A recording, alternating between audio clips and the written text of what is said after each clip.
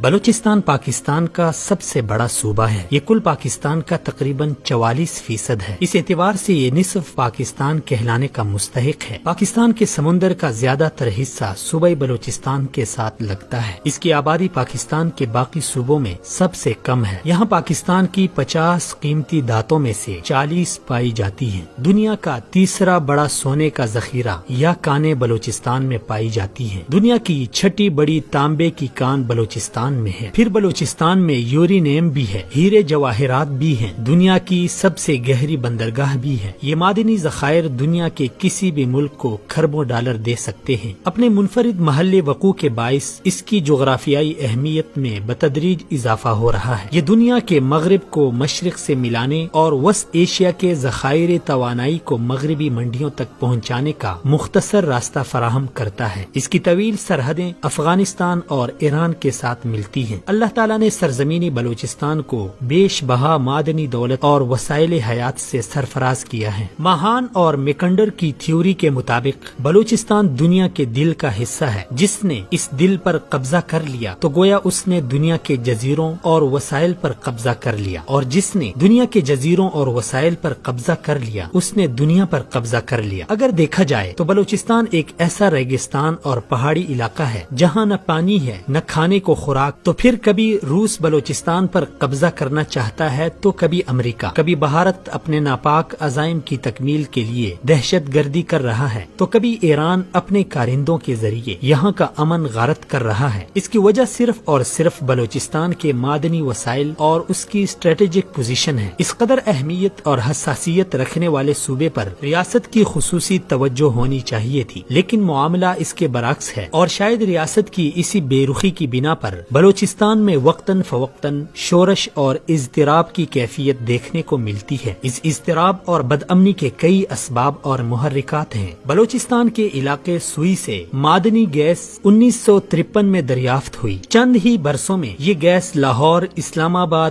اور پشاور تک پہنچا دی گئی، لیکن صوبائی دارالحکومت کوئٹہ میں یہ گیس 32 سال بعد 1985 میں پہنچ سکی۔ بلوچستان کے کئی چھوٹے بڑے شہر آج تک اس معدنی دولت سے محروم ہے، بلکہ خود سوئی شہر کے کئی محلے اور آبادیاں بھی اس نعمت کو ترس رہی ہیں۔ وفاقی ملازمتوں میں بلوچستان کا کوٹا صرف 3.3% تھا، جسے کچھ عرصہ قبل بڑھا دیا گیا ہے، لیکن اکثر ان ملازمتوں کو دوسرے صوبوں کے افراد سے پر کر لیا جاتا ہے۔ جب ہم تعلیم کے میدان میں بلوچستان کا دوسرے صوبوں سے تقابلی جائزہ لیتے ہیں تو یہ جان کر انتہائی دکھ ہوتا ہے کہ بلوچستان تعلیم، صحت اور بنیادی انسانی حقوق سے محروم اور سب سے پسماندہ صوبہ ہے۔ الف اعلان کے اعداد و شمار کے مطابق بلوچستان کی کل آبادی میں سے 27 لاکھ بچوں کو اسکولوں میں ہونا چاہیے تھا، مگر افسوس کہ کل آبادی میں سے صرف 9 لاکھ بچے اسکولوں میں جاتے ہیں، جبکہ 18 لاکھ بچے اسکولوں سے باہر ہیں۔ صوبے میں کل اسکولوں کی تعداد 12,347 ہے، جس میں سے صرف 6% ہائی اسکول ہیں۔ صوبے میں 76% بچے سرکاری اسکولوں میں داخلہ لیتے ہیں، 19% بچے غیر سرکاری اسکولوں میں، جبکہ 5% دینی مدرسوں کا رخ کرتے ہیں۔ الف اعلان کے مطابق 216 اسکول اس وقت غیر فعال ہیں۔ باقی اسکولوں میں سے 37% اسکول ایک کمرہ جماعت پر مشتمل ہیں، اور 14% اساتذہ بغیر اسکول جائے ہی تنخواہ وصول کر رہے ہیں۔ اسکول چھوڑنے والے بچوں کی شرح خطرناک حد تک زیادہ ہے، جیسا کہ پرائمری کی سطح پر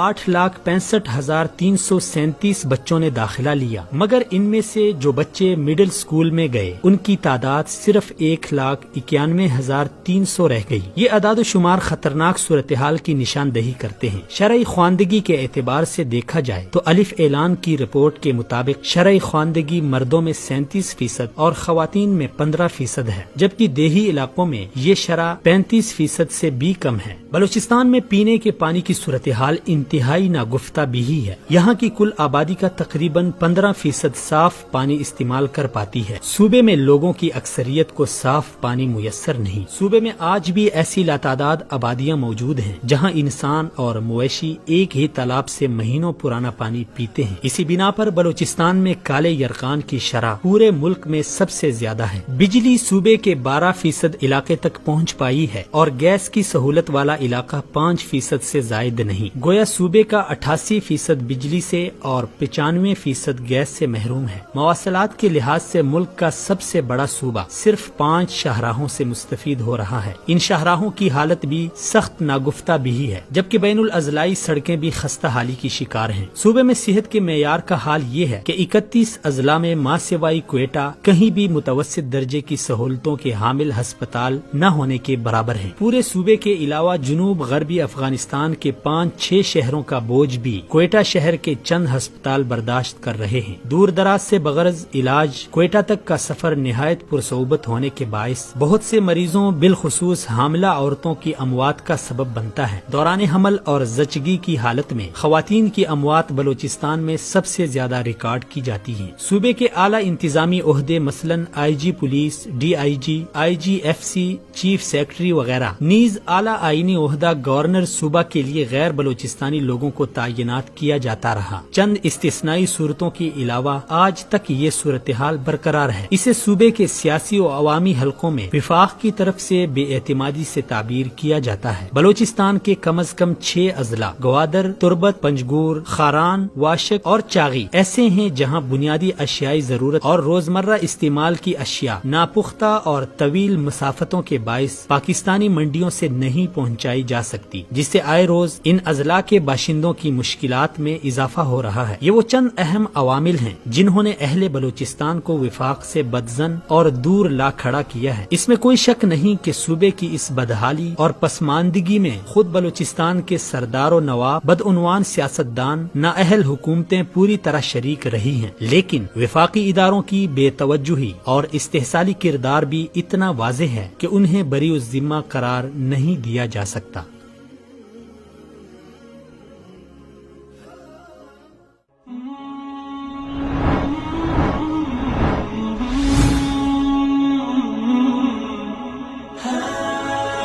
دنیائے اردو کا درخشاں ستارہ وصال اردو۔